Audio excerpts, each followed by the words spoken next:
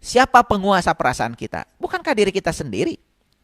Jadi sekarang aneh, kita yang menguasai perasaan kita, tetapi kita ya menuduh pihak lain di luar diri kita seakan-akan merekalah yang telah menjadikan kehidupan kita seperti ini.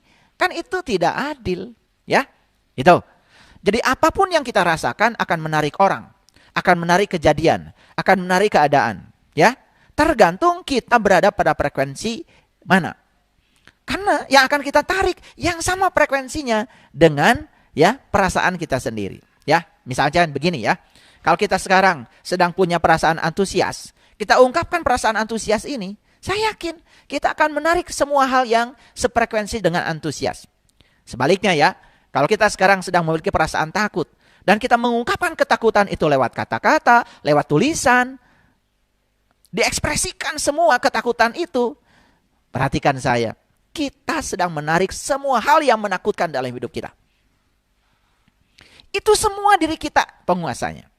Nah, jika kita dapat mengubah frekuensi perasaan kita setiap saat, awas ya, jika kita dapat mengubah frekuensi dan perasaan kita setiap saat, maka segala sesuatu di sekitar kita akan berubah pada frekuensi baru.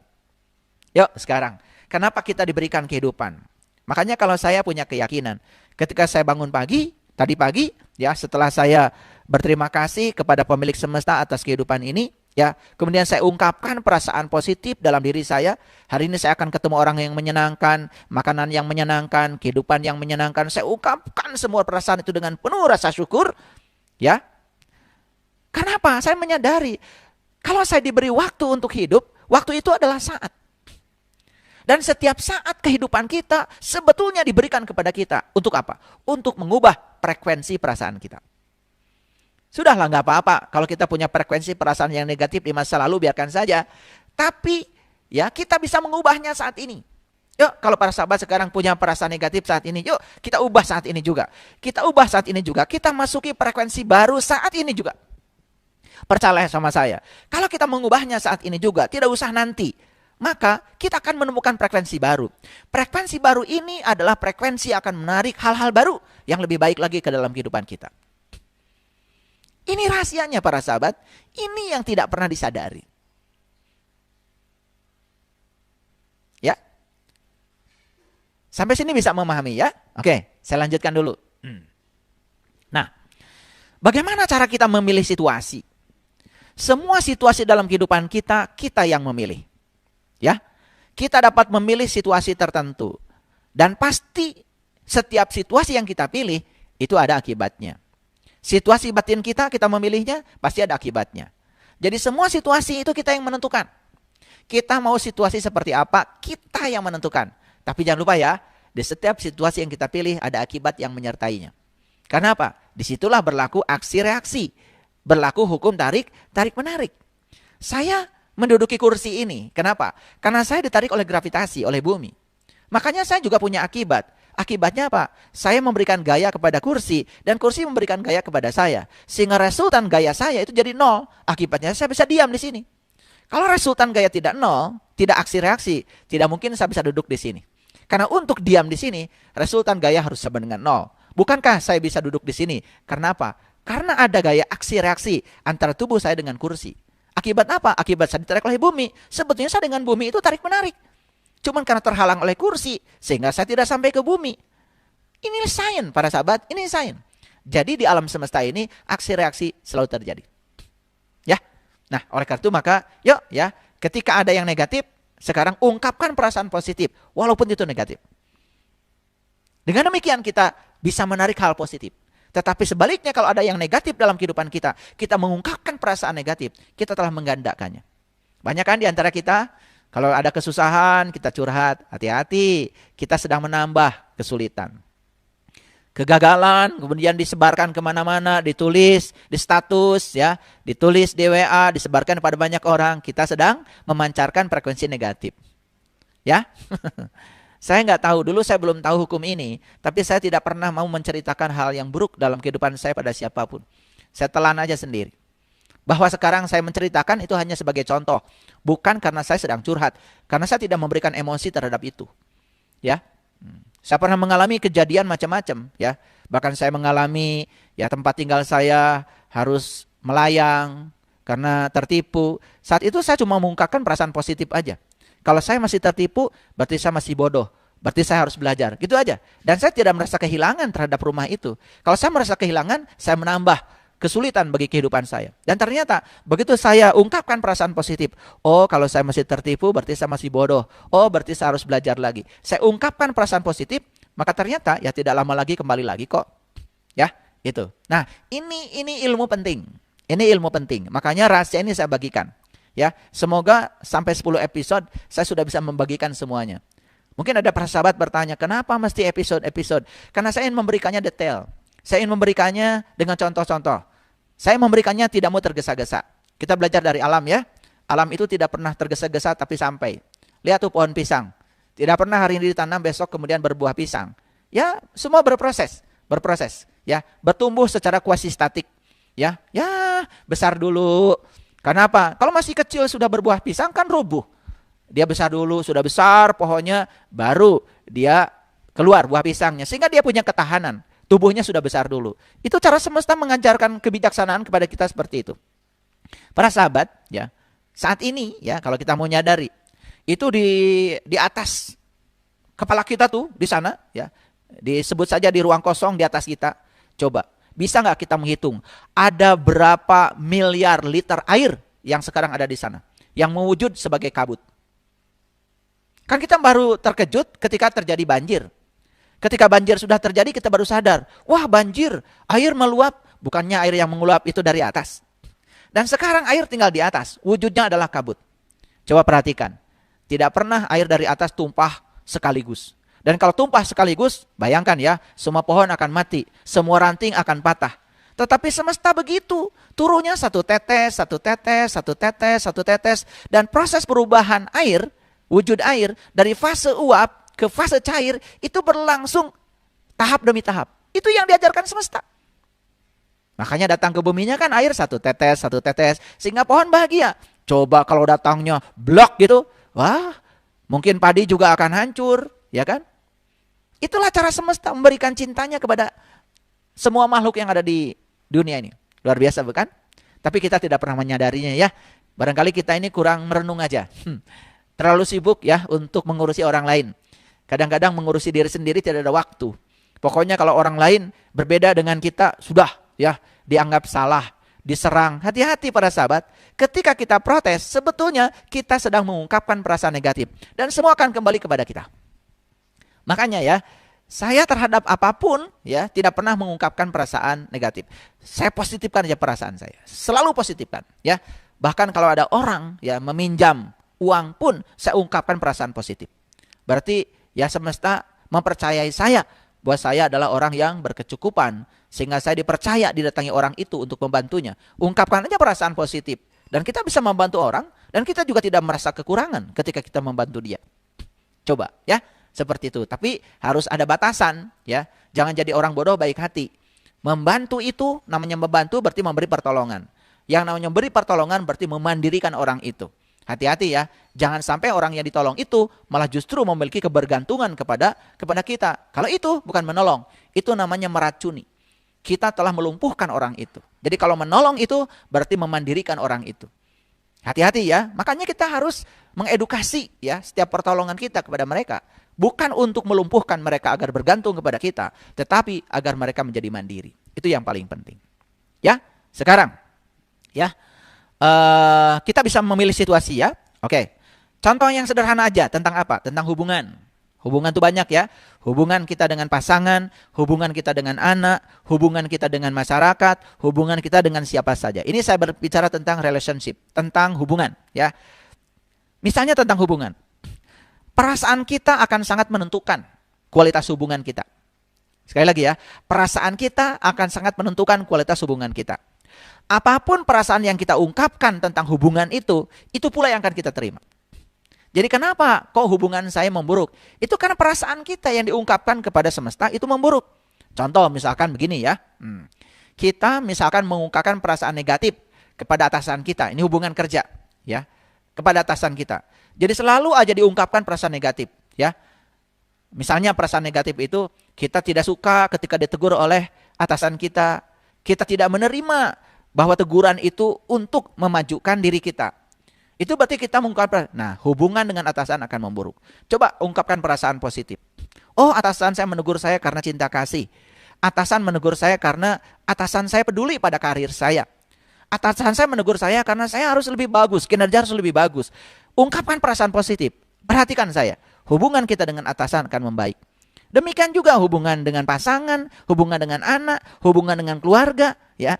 Tergantung seberapa positif kualitas hubungan kita, tergantung daripada seberapa positif perasaan kita. Silahkan ya, yang ini tidak usah saya bahas terlalu dalam. Para sahabat kan punya masalah sendiri-sendiri ya.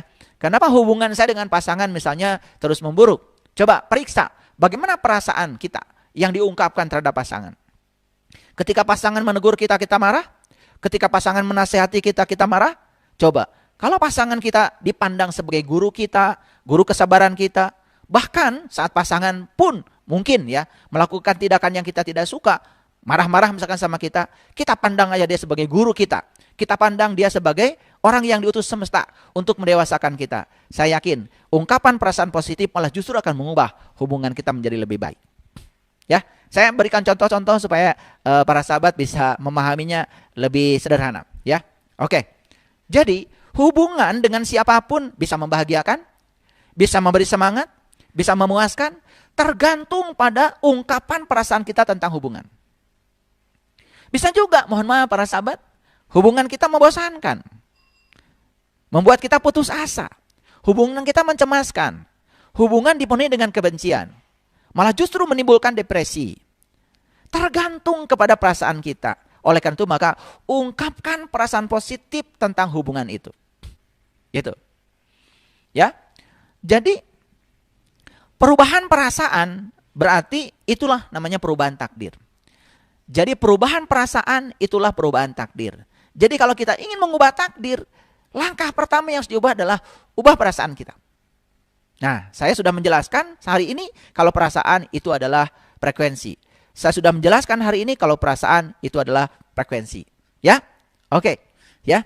Jadi sebetulnya ada banyak pilihan frekuensi perasaan. Di frekuensi perasaan mana kita berada, itulah yang akan kita terima. Jadi frekuensi perasaan kita itu spektrumnya sangat luas. Nah, sekarang tergantung kita mau menempatkan diri kita di frekuensi perasaan yang mana. Ulangi ya, tergantung kita mau menempatkan diri kita di frekuensi perasaan yang mana. Ya, nah banyak orang yang reaksi dirinya terhadap yang di luar itu selalu negatif. Ya, mengungkapkan kemarahan, hati-hati itu. Berarti sedang mengungkapkan perasaan negatif. Hati-hati itu. Maka kita akan menemukan begitu banyak hal negatif dalam hidup. Baik ya, para sahabat, saya akan bicara tentang kendali otomatis perasaan. Nah, ini penting ya, kendali otomatis perasaan. Dan kita harus melepaskan kendali otomatis perasaan itu. Apa yang disebut dengan kendali otomatis perasaan? Begini ya. Banyak yang tidak menyadari bahwa perasaan kita adalah penyebab datangnya sesuatu yang menimpa kita. Ulangi ya. Kalau sudah tidak disadari itu kan udah otomatis. Otomatis itu kan berarti tanpa kendali, bukan? Ya, pesawat otomatis berarti kan tidak usah dikendalikan, dia sudah bisa mengendalikan sendiri. Jadi yang disebut dengan otomatis itu tanpa kendali. Kalau misalkan listrik ini nyala karena stop kontak itu ada kendali. Tapi kalau dia nyala sendiri kan sudah tanpa kendali, berarti itu yang namanya otomatis. Ngerti ya? Bedanya otomatis dengan bukan otomatis. Nah, perhatikan saya. Banyak yang tidak menyadari bahwa perasaan kita adalah penyebab datangnya sesuatu yang menimpa kita. Contoh sederhana. Ini perasaan kita negatif. Kemudian menarik hal yang negatif. Nah, ketika ada hal yang negatif, berikutnya apa? Perasaan kita tambah negatif. Berarti itu otomatis. Maka kita harus melepaskan kendali otomatis itu. Kalau kita tidak melepaskan kendali yang otomatis itu, kita terus-menerus berada dalam penjara kenegatifan akibat perasaan kita yang dibiarkan otomatis. Ulangi ya, ulangi supaya gampang. Perasaan kita negatif. Terus menimbulkan hal yang negatif. hal yang negatif akan menimbulkan perasaan lebih negatif lagi. Kalau perasaan kita tambah negatif karena ada yang negatif, berarti kita sedang melepaskan perasaan kita dalam kendali otomatis. Akibatnya apa? Perasaan kita yang negatif akan menarik lagi hal yang negatif lebih banyak. Berikutnya apa? Perasaan tambah negatif lagi. Jadi kita akan terus-menerus berada dalam siklus yang negatif. Karena apa? Kita membiarkan kendali otomatis itu mengendalikan perasaan kita. Oke ya, bisa mengerti ya? Nah, ini yang tidak disadari. Lalu kita tidak pernah jujur untuk mengakui bahwa hal negatif yang datang kepada kita itu akibat perasaan kita. Bahkan kita tidak jujur juga bahwa hal positif yang datang dalam kehidupan kita sebetulnya akibat dari perasaan kita juga. Nah, ini ya, belajar melepaskan kendali otomatis dari perasaan. Jadi jangan dibiarkan ya kendali otomatis terus berjalan. Kita harus mengendalikannya karena kita punya kekuasaan untuk mengendalikan diri kita. Jadi tadi ketika ada yang negatif ya, buru-buru ya, ubah perasaan kita terhadap yang negatif menjadi positif. Dengan apa? Dengan cara mengubah perasaan kita. Tadi sudah saya berikan contoh ya, ketika dapat tagihan apapun atau apapun. Misalkan kita sakit, ya sakit. Nah, ketika sakit, itu kan sebut aja sakit negatif lah. Nah, ketika kita mengungkapkan hal negatif terhadap kesehatan, seakan-akan kesehatan itu jauh dari kita, kesehatan itu bukan milik kita, maka kita akan terus sakit. Karena sakit itu sebenarnya ketiadaan kesehatan, bukan? Sedangkan yang mau hadir ke dalam kehidupan kita apa? Kesehatan. Kita tidak menarik kesehatan itu karena tidak mengungkapkan perasaan positif terhadap kesehatan. Malah justru lebih banyak mengungkapkan perasaan negatif terhadap sakit. Yang datang adalah sakit, nggak sembuh-sembuh. Ya, ini harus dicermati ya, harus dipahami. Baik, saya teruskan sekarang. Ketika kita bereaksi negatif terhadap sesuatu yang terjadi, berarti kita sedang memancarkan lebih banyak lagi perasaan negatif. Setuju ya? Oke. Dan kita akan menerima lebih banyak lagi hal yang negatif. Masuklah kita pada siklus perasaan negatif. Kenapa? Karena kita membiarkan kendali otomatis perasaan berjalan. Ini harus dilatih ya, para sahabat harus dilatih. Jadi kalau gitu peringatan dari saya apa? 1. Jangan memasang perasaan pada kendali otomatis. Kendalikan perasaan secara sadar. Jangan memasang perasaan kita pada kendali otomatis. Berarti apa? Kendalikan perasaan secara sadar. Itulah pentingnya kita belajar kesadaran. Banyak yang nggak ngerti ya, belajar kesadaran, tapi nggak sadar-sadar. Malah membiarkan semuanya berjalan secara otomatis. Makanya kendalikan perasaan kita ya. Jangan memasang perasaan kita pada kendali otomatis. Tapi kendalikan perasaan kita secara sadar. 1, yang pertama. Yang kedua, peringatan yang kedua. Jangan terjebak pada siklus perasaan yang diakibatkan oleh perasaan kita sendiri secara otomatis. Nah, terjebak pada siklus perasaan berarti kita membiarkan perasaan kita pada kendali otomatis. Nah, bagus kalau perasaannya positif. Nah, apa-apa, kendali otomatisnya bisa berjalan. Perasaan positif, lalu apa? Menghasilkan hal yang positif. Hal yang positif menarik lagi, menimbulkan perasaan yang positif. Perasaan positif menimbulkan yang positif lebih banyak lagi. Nah, kalau ada di siklus positif, ya nggak apa-apa sih. Biarkan aja itu otomatis. Tetapi ya, kendali otomatis perasaan ini sangat berbahaya ketika berada dalam perasaan yang negatif. Ya. Nah, jadi banyak manusia yang hidupnya terus berputar-putar dalam lingkaran tanpa tujuan. Nah, kapan kita berputar-putar dalam lingkaran tanpa tujuan? Ketika kita membiarkan perasaan berada pada kendali otomatis.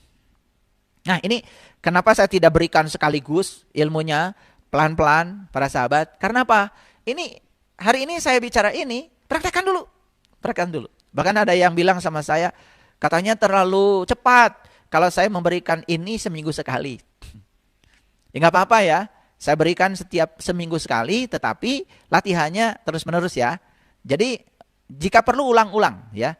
Jadi hidup menakjubkan bagian 1, bagian 2, bagian 3, ulang-ulang ya. Kita udah masuk ini bagian yang keempat. Oleh karena itu, saya sangat senang sekali kalau para sahabat semua mempraktekkan ini. Dan para sahabat akan mengalami kehidupan yang spektakuler. Hidup ini benar-benar menakjubkan kalau kita tahu rahasianya. Ya, gitu.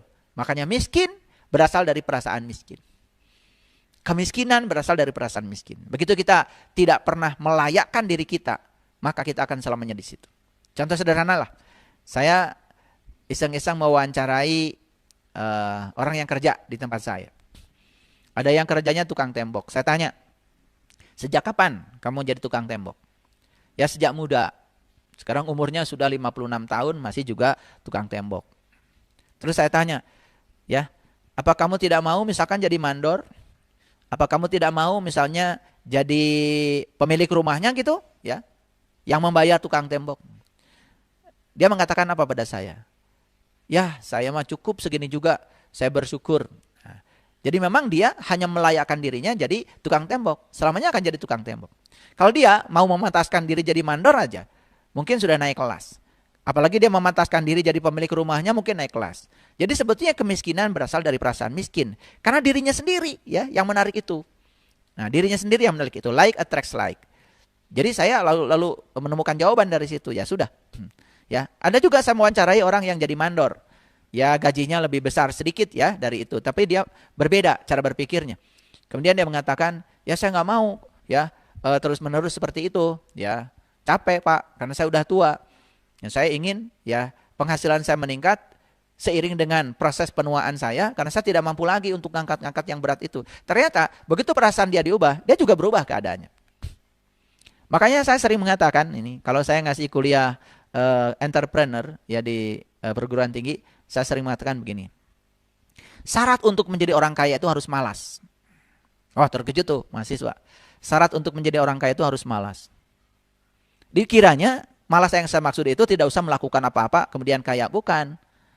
Contoh ya, malas lah ya kalau harus ngangkat-ngangkat semen, malas kalau harus pegang cangkul, berarti harus jadi pemiliknya, itu maksud saya. Ya, itu maksud saya. Jadi malas untuk mengerjakan yang keras-keras. Bagaimana caranya? Ya, penghasilannya besar tetapi tidak berada di posisi itu. Ya, bukan berarti menyepelekan posisi yang lain, tidak. Semua orang juga sama pentingnya. Tapi ini dalam rangka mengubah nasib. Makanya saya bilang untuk menjadi orang kaya itu harus malas, ya kan? Coba ya, mohon maaf ya. Orang yang kerja di bangunan itu jam 8 masuk, jam 4 baru selesai. Dan sepanjang waktu dia bekerja terus-menerus. Dan kalau dia bekerja dapat uang, tidak bekerja tidak dapat uang. Tapi pemilik real estate-nya kan jalan-jalan. Pemilik real estate-nya kan terbang kemana piknik gitu. Sementara kan rekening dia nambah terus. Nah, itu maksud saya. Karena dia sudah tahu rahasia itu. Ya, untuk menjadi orang kaya itu harus malas. Dibuat apa ya? Jadi orang kaya tapi semua dikerjakan sendiri. Betul nggak? Duitnya banyak. Nembok sendiri, masang bata sendiri, ya ngangkat-ngangkat semen sendiri. Itu kan menyusahkan diri sendiri, ya, gitu. Nah, ini hal-hal dasar yang harus dipahami oleh kita semua. Jadi banyak manusia yang hidupnya terus berputar-putar dalam lingkaran tanpa tujuan. Nah, kenapa? Karena dia itu tidak tahu, tidak mempelajari. Makanya betul ya Nabi Muhammad mengatakan tafakur sejenak itu jauh lebih mulia daripada sholat sepanjang malam. Karena apa? Kalau sholat pun kita tidak mengerti tujuannya, tidak tahu rasanya, tidak tahu ya cara melakukannya dengan baik. Jadi sholat itu kemudian tidak menjadi instrumen yang bisa mencegah seseorang dari perbuatan keji dan munkar. Jadi banyak juga kita melihat contoh ya, sudah melakukan itu ya, tetapi dia juga tidak bisa ya mencegah dirinya dari perbuatan-perbuatan yang tidak baik. Itu artinya berputar-putar tanpa tujuan. Nah, yang paling berbahaya itu adalah berputar-putar tanpa tujuan. Dan orang yang berputar-putar tanpa tujuan, bahayanya dia merasa seakan-akan dia sudah pergi jauh. Padahal nggak kemana-mana. Itu yang paling berbahaya ya. Sehingga akan terjebak menjadi orang yang tidak tahu, tetapi dia tidak tahu bahwa dia tidak tahu. Puncaknya menjadi orang yang sok tahu. Diberitahu tidak mau tahu. Kalau ngomong seperti yang paling tahu. Padahal dia tidak tahu. Cuma dia tidak tahu bahwa dia tidak tahu. Nah, itulah ya, terjebak dalam lingkaran tanpa tujuan. Itu yang dimaksud. Ya, termasuk dalam segala hal. Jadi hidup sudah lama, tetapi tidak mempelajari cara hidup. Makanya kita harus mempelajari yang namanya literasi kehidupan. Jadi literasi itu kita belajar cara hidup, ya. Karena banyak orang yang hidup menyerahkan pada keadaan. Ya, sebagaimana orang hidup, gitu. Ya, orang hidupnya begitu, yang ngikut aja gitu. Nah, kita kebanyakan terus-menerus mencontoh orang lain. Yang paling berbahaya kan ketika kita dicontoh kehidupan kita oleh anak kita. Karena apa? Anak itu mungkin sering gagal mendengarkan kata-kata orang tua. Tapi anak tidak pernah gagal mencontoh orang tua. Dan hati-hati ya, orang tua banyak sekali membangun paradigma berpikir anak sebagaimana yang orang tua mau. Bahkan orang tua sering mengatakan kata-kata negatif kepada anak. Dan itu masuk di alam bawah sadarnya. Itu membentuk pikiran anak. Sehingga kalau nasib anak itu sama dengan nasib orang tuanya. Karena orang tuanya yang telah ya mewariskan nasib itu lewat kata-kata, lewat pikiran. Kan orang tua sering mengatakan, nah hidup itu susah dan penuh perjuangan. Kenapa sih tidak diganti sama anak hidup itu mudah dan menyenangkan? Kenapa tidak diganti dengan itu? Daripada kita mengatakan hidup itu susah dan penuh perjuangan, lebih bagus kan dikatakan hidup itu mudah dan menyenangkan. Nah, padanan katanya diambil yang lebih positif. Ya, itu. Nah, jadi ketika kita ya tidak punya uang misalkan. Contoh tidak punya uang. Ya. Kita tidak punya uang. Kemudian kita tidak nyaman ya, gara-gara tidak punya uang. Saya mau nanya pada para sahabat, tidak nyaman perasaan positif atau negatif? Negatif kan? Oke. Apa yang terjadi? Kita tidak sadar sebetulnya yang menyebabkan tagihan membengkak itu perasaan negatif kita.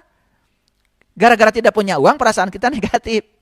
Coba kita belajar mempositifkan perasaan walaupun uang mungkin sekarang belum kita miliki. Apalagi ketika kita ya bisa bersyukur di tingkatan syukur ya. Tingkat syukur. Belajar bersyukur terhadap yang belum terjadi. Kalau bersyukur terhadap yang sudah terjadi, yang sedang terjadi gampang. Belajar bersyukur terhadap yang belum terjadi. Gimana caranya? Merasakan seakan-akan yang belum terjadi itu sudah terjadi sekarang. Ini bukan halusinasi. Bukan. Tetapi ini imajinasi. Ini visualisasi. Belajar merasakan, membesarkan rasa kita. Daripada kita merasa tidak nyaman kan negatif. Itu yang menyebabkan ya tagihan semakin membengkak. Berikutnya apa? Akan ada kejadian yang menguras uang kita semakin dalam. Dan perasaan kita harus diubah. Dan kita banyak yang tidak mengakui bahwa sebenarnya tagihan membengkak itu karena perasaan kita terhadap uang itu negatif. Nah, ketika kita bereaksi negatif tentang tagihan, misalkan yang tadi, berarti kita mengungkapkan perasaan negatif yang lebih besar tentang uang. Dan akan lebih banyak lagi menimbulkan keadaan negatif tentang uang. Makanya kita berkelindan di situ terus, ya. Tidak keluar dari situ. Ini harus dirubah ya perasaan kita. Setiap detik adalah peluang untuk mengubah hidup kita. Dengan cara mengubah perasaan kita. Tak peduli sebelumnya seperti apa. Udah, yang sudah lewat, perasaan kita seperti apa, udah lupakan aja. Dan sekarang kita bisa mengubahnya. Gimana caranya? Masuklah ke frekuensi yang berbeda. Maka hukum tarik-menarik akan merespon kita di frekuensi yang berbeda. Ya? Oke. Kita selama ini diajarkan untuk menyesali kesalahan. Saya mau menyitir satu perkataan dari Neville Goddard. Neville Goddard ini adalah seorang pemikir, ya, seorang filosof, ya. Nah, saya akan bacakan yang aslinya dari Neville Goddard. Dia mengatakan begini, jangan membuang waktu sedetik pun dalam penyesalan. Karena menyesali kekeliruan di masa lalu sama saja dengan menularkan kembali kesalahan itu pada diri sendiri. Jadi, menyesali kekeliruan di masa lalu sama dengan menularkan kembali kesalahan itu pada diri sendiri. Ini Neville Goddard, seorang pemikir. Nah, sementara kita akan diajarkan untuk selalu menyesali kekeliruan kita. Nah, ketika kita menyesali kekeliruan kita, berarti kita terus-menerus berada di frekuensi yang negatif. Apa yang terjadi? Kita sedang menularkan kembali kesalahan masa lalu itu ke dalam diri kita sendiri. Jadi kita sebetulnya sedang mengundang kembali kesalahan masa lalu itu untuk terjadi dalam kehidupan kita. Oleh karena itu, ya orang-orang neuroscience mengatakan, ya rasa bersalah itu ternyata negatif. Oleh karena itu, kita harus mengakui bahwa kita telah melakukan kesalahan, tapi jangan sampai kita tinggal di rasa bersalah itu secara terus-menerus. Karena kita akan menarik kesalahan-kesalahan yang sama. Karena di sini akan berlaku hukum tarik-menarik. Jadi daripada begitu, sudah rubah diri kita ke frekuensi perasaan yang positif, itu sudah masa lalu, kita sudah menerima akibat dari kekeliruan yang kita lakukan, kita sudah menerima akibatnya, kita sudah merasakan akibatnya, sudah stop, ya. Itu sudah masa lalu. Jadi kita ubah perasaan kita lebih positif saat ini. Supaya ke depan kita akan mendapatkan keadaan yang lebih positif.